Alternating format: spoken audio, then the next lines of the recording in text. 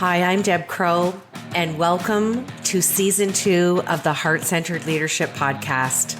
This is a podcast where we connect, learn, and laugh together with strong leaders from all over the globe. Here, you will learn from peers you haven't even met yet. You will gain new tools to add to your leadership toolbox. Because whether you're a C-suite executive or a first-time entrepreneur, we all contend with challenges, and there's always room for improvement if we choose to seek it. So please pull up a chair and listen in. This is the Heart-Centered Leadership Podcast. Welcome back to Imperfect, the Heart-Centered Leadership Podcast. And I'm excited this morning because I have a young author. Let me tell you a little bit about Benjamin Preston. He is an award-winning business consultant and career strategist. As a consultant, he works with businesses to support their initiatives in marketing, business strategy, operations, employee development, and human resources. He also offers one-on-one coaching for young professionals to create the career of their dreams. So Benjamin, welcome to the show. Thank you. Thank you for having me. I'm excited to have a young leader on the show. It's one of our new additions for season 2 because you are our future. So I'm excited to talk to you.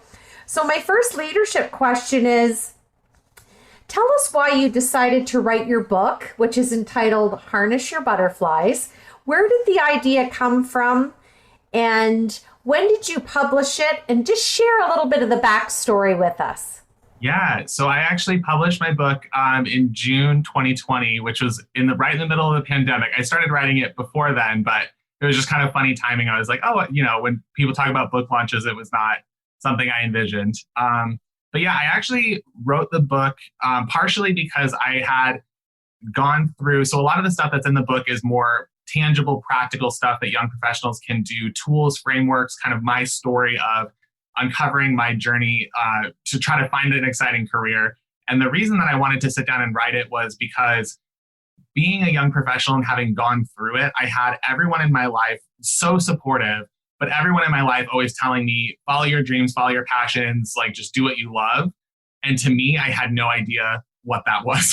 Like no one gives you the tools or the guide or even the frameworks or, kind of that type of tools to help you figure that out. And so for me, it was really challenging just having that advice and having, so many supportive people around me be like, follow your dreams, follow your dreams. And I'm like, okay, where do I start? And so for me, having figured all of that out, at least the way that I approached it, I was like, well, this is going to be really helpful to young professionals who are getting told the same thing, but don't actually know what to do. So yeah, that was kind of the reason I wrote it. And the title of it is all about the butterflies in your stomach, the excitement that you get when you find something new or when you're working on something that you love. So to me, and my mom always used to tell me that too, like whenever, because I used to play basketball. So every time right before a game, I'd have like these really butterflies in my stomach. My mom's like, that's just your body telling you that you're excited. So I was just right when we were writing the book, I was like, that title to me felt really comfortable because it was all about this idea of finding what's exciting to you and then working your way toward it in kind of a more strategic way than what I originally did. So that's kind of the overview of why I wrote the book. I really love the title, and I love your mom's response to that. I had an Irish Nana, and she used to say to me, when you get butterflies in your stomach, it's just a gentle reminder that your ego's not involved. So powerful title, and I'm excited to have a read of your book to hear from a young, brilliant mind perspective. So congratulations. My second question has permanent residency on the podcast. So every guest, and we've interviewed over 100 guests and growing strong, what imperfections do you bring to your heart-centered leadership? Yeah. I always think that empathy is extremely important, and it's something that I work on all the time. I will not say I'm not an expert at it, but I think, at least for me, I had one of the biggest people that made an impact in my earlier career was Brene Brown and all of her conversations around vulnerability, empathy, kind of that thing. And I wasn't necessarily raised with that sort of that style of parenting. Like my parents were always very much like, don't, any problem that we have stays in the family, don't show any weakness, that type of thing. And then having in the working world, you can't do that because it's just exhausting to always try to be perfect all the time. So for me, I think my biggest thing there is empathy. And I know you've talked about some of the topics that you were interested in chatting about. Share with us your perspective or maybe your own life or work experiences. How can professionals move into a management position or a role, leadership role? And I know that you feel passionate about being able to hone skills, and I like to call them heart-centered leadership qualities. How can you move into a leadership position but not be bossy? Yes, that's the major question. I think the term bossy to me it's like a trigger word for a lot of people because it implies rudeness. It implies kind of like all of the negative traits that often are associated with leaders. So to me, I think when you're looking to be a leader and when you're looking to move up, the biggest thing is understanding your strength. And this is where I start with in the book. This is where I start with all the young professionals I work with. Always understanding your strengths, what you're good at. And then that's going to be the thing that you double down on moving forward. But then once you actually have this baseline of understanding what you're good at, you have the confidence, because I think that's the biggest thing that comes with knowing your strengths and applying them is the confidence that you get.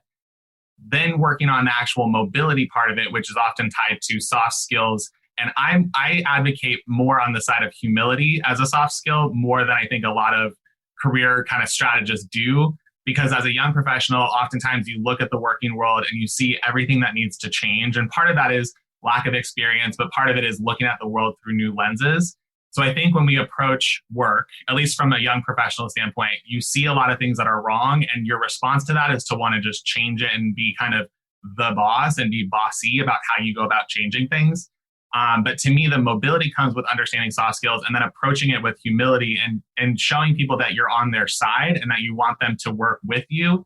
And sometimes it's a little bit weird when you step into a management role, having been peers with a lot of people, because then you automatically have to sort of put on that hat of being the leader, the manager, the boss. And it's like you almost have to take the personality or the personal experience out of it, which a lot of that, the bossy traits come in that respect. But yeah, I always advocate soft skills and then investing more in humility in terms of upward mobility. Well, and it's interesting because I remember as a young girl, I was told by a teacher, don't be bossy. And then you look ahead as the decades fly by, and it's like, if you come into contact with someone who's bossy, foster those leadership skills. So it's interesting, how we come full circle with that specific word. And you're right, it is a trigger word, but you can hold that leadership position and implement the emotional intelligence and align it with your, intellectual ability and still deliver a message with heart-centered leadership qualities. So right. Well done. Good. It's a nice perspective to hear from a young person because I think it is a trigger word for your generation. And I think, and it's interesting too. It's almost like people are trying to re-own the word, because to me, at least the word bossy is like, you don't want to be seen as bossy, but everyone wants to be a boss. So like I've seen a lot of kind of empowerment things for young professionals where it's like, be a boss, be your own boss, a lot of that type of stuff. So I think the word is transforming a little bit, but there's so much, and I mean, even you brought up the gender thing too, like it's so unfortunate that that's the position that we, instead of being like, you're assertive, you're a leader, like for young girls especially, that's a really powerful message to be like, you're bossy, don't be bossy. It's like, no, absolutely be a boss. Like you're a boss, you can do whatever you want, and that's the message for everyone. But it's just crazy that negative connotation has been associated with such an aspiration that a lot of people have, is to be a leader, to be someone who can make an impact. And we're, siphoning off people by saying, don't be bossy. And it's like, well, that's eventually where we want people to get to. So we should be encouraging that more than discouraging it. Well, and find me a leader who has rose to the top that followed the pack. Leaders don't follow packs. They carve their own path. And you don't get to leadership by being like everyone else. It's by being different It's by being a vivid visionary. It's seeing things that people don't. And you can be assertive and still be friendly. Yeah. And, you know, when you wrap appropriate boundaries around that, it's just a win-win situation. So again, it's delightful to hear a perspective from somebody who's young and on his way to the top. Hopefully bossy at some point.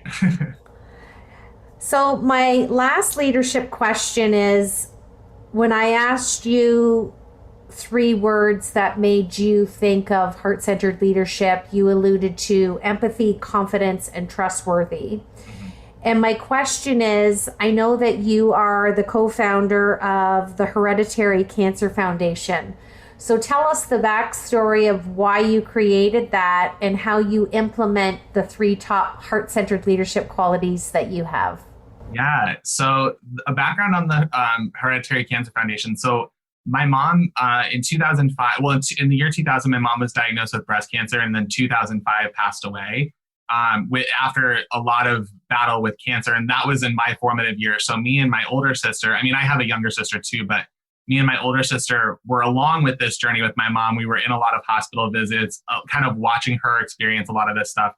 What we found was after, and this was years later, probably like 2009, 2010, we found out that a lot of the treatments that they had been giving her were actually worse for her, and they were actually causing more harm than good because she had a certain hereditary gene in her system, on her DNA, that certain treatments actually are worse for certain types of people that have different gene mutations. So yeah, so that was kind of a thing for me, and me and my sister were really impacted by that because we're like, oh, well, that would have been nice to know. And you know, science comes a long way, and it's, you know, you look back and you're like, wow, that, you know, I'm glad that we can help a lot more people now. But my sister and I, when we were both 19, well, my sister's 14 months older than me, so she was 20, I was 19. We went to go get genetic tests because we were like, well, you know, obviously our mom had it. Let's go see if we have this mutation as well. So we went to go get tested. We found out we're both positive for multiple, you know, BRCA1, BRCA2, all these other kind of, there's different mutations and different strands of stuff. So, but we had no idea. And our mom was kind of the poster woman for hereditary cancer. And 10% of cancers are hereditary that run in families. And they tend to go younger and younger. So like my mom got it when she was 30.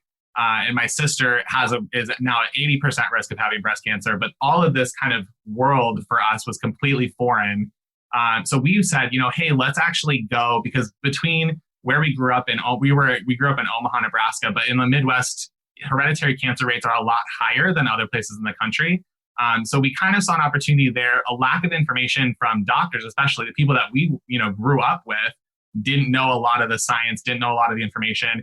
And then people actually getting access to taking to take tests. The funding to take tests is like, it was at the time about $6,000 to get a test. So between those 3 things, the high risk cancer, the lack of information for physicians, the lack of support for patients, we were like, hey, let's actually create a foundation, sit down and come up with a plan of how to help people. So that we ended up creating the Hereditary Cancer Foundation that raises awareness with physicians to help them understand high risk cancer and kind of being able to help them advocate on behalf of their patients, as well as subsidizing the cost for tests, for genetic tests, because a lot of families, if you think of like middle-class families who need to get tested, if they have, you know, $5,000, they're probably not going to spend it on a genetic test. They're probably going to put it toward, you know, feeding the kid, putting it toward college tuition, getting groceries, fixing the car, like those type of practical things.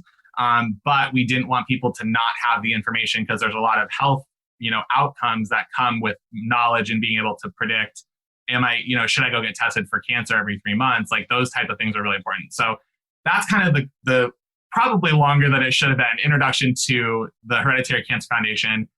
In terms of the way that I apply the different tools of being trustworthy and empathetic and kind of being able to have confidence in that, there's a lot of, I think, hard conversations that I've had to have, and I know even more hard conversations that my sister has had to have with people who have cancer or kind of are theoretically on their deathbed, and they're calling us saying, hey, can you get my kids tested for hereditary cancer? Like, oh my gosh, breaks my heart.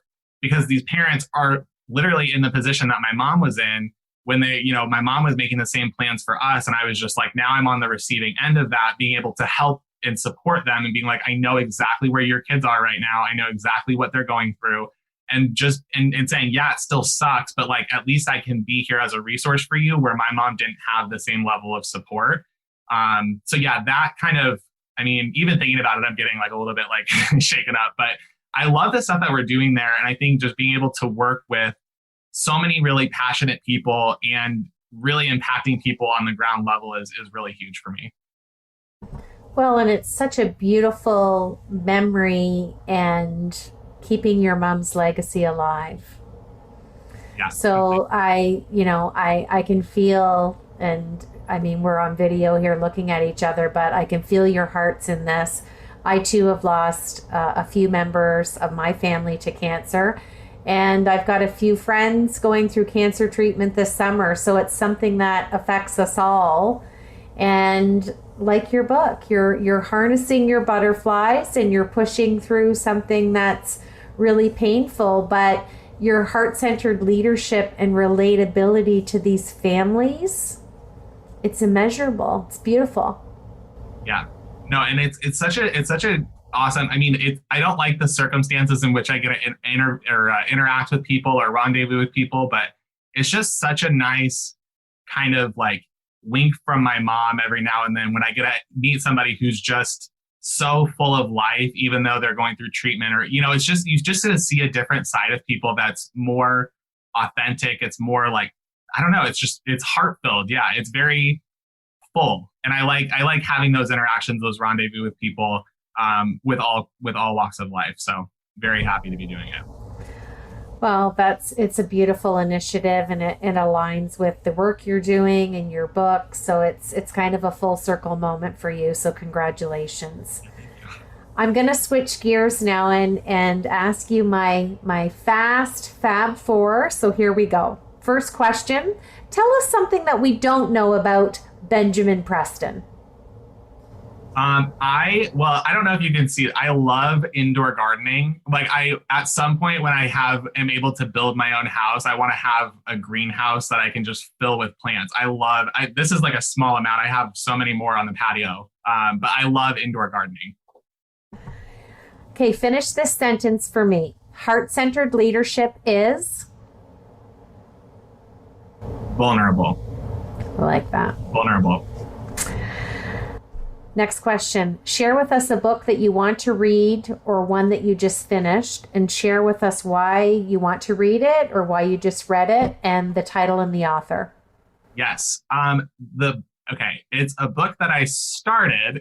I'm a couple pages in and then I moved. So it's probably 6 months ago. It's a book called Educated. And I don't remember the author. I might have to look it up, but it's a memoir of her story. She grew up, I believe she was a Mormon, kind of like didn't go to school. I haven't read the full book, but the synopsis is she didn't go to school because her parents didn't want her to. And one day she had, there was some medical thing that happened. She had to go to the hospital. They found out as a 12-year-old girl that she'd never gone to school. And that's about where I left off. But then she goes on, and then, according to her bio and stuff, she goes on to go to school to get a master's and a PhD and write a book about her experience. So it's a biography from her talking about her experience of not having gone to school and then her struggle to kind of figure out how to socialize in that sort of structure and infrastructure, having never done that before. So that's the book that's my next book on my list that I want to read. That's amazing. And I actually saw that book because I'm in Canada, in Indigo, and it's Tara Westover. Okay. And I remember the cover because I think it's a rural field with a school desk. I remember it being impactful as soon as you said it. So I might have to go grab that. So I always love sharing because I'm an avid reader, and I always am intrigued to hear what other heart-centered leaders are reading. My mentor told me 30 years ago to always read 2 books. Have one for personal, just a fun, no-think book, just read a story, and then always have one where you're learning. So I might have to pick that one up. Yeah, I think it was a recommendation on Barack Obama's, that's how I originally heard about it. It was on his book recommended list. And then I had another friend who had read it because she's a teacher. She works with a lot of special education. And she told me, she's like, you need to pick up this book. You need to read it. And I was like, all right, I've seen it in 2 places. I've had multiple people tell me at this point. So I need to read it. But yeah, it's on my bookshelf. It's over here. Okay, my last question. What is one thing you would like our listeners to remember about you? Remember about me. I would say this is maybe hopefully a good answer.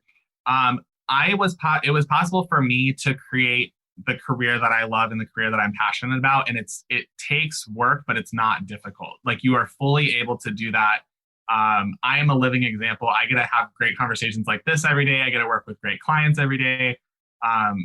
My passion for my work will most likely change, and I'll probably pivot and do other things in the future. But if you can get to a place where you're happy doing what you love, it's very possible. I am an example of that. Deb's an example of that. Like, we get to do what we love every day. So if you are passionate about something, if you want to do something, I would just say go, take the first step and start making it happen. There's no time like the present. And I think you and I really embrace living in the now. We've lost family members to cancer, and it gives you a different perspective. And I always say to my young leaders, why not you? Why not carve that path? Well, Benjamin, delightful to meet you. I loved having you on the show. I'm very excited about your book. I'm going to definitely get a copy. I love the title. And I just want to wish you all the best in your future endeavors. And I'm grateful for your time and your expertise and experience that you bring. But more importantly, thank you for sharing your heart. Yeah, thank you for having me. This was really great. You've been listening to the Heart-Centered Leadership Podcast. I'm Deb Crow. If you like what you heard today, please rate and review the show. And I'd love it if you'd visit my website at debcrow.com, where you can sign up for my newsletter and get access to the Heart-Centered Leadership Toolkit, all free of charge. Thanks for your time, and we'll see you again.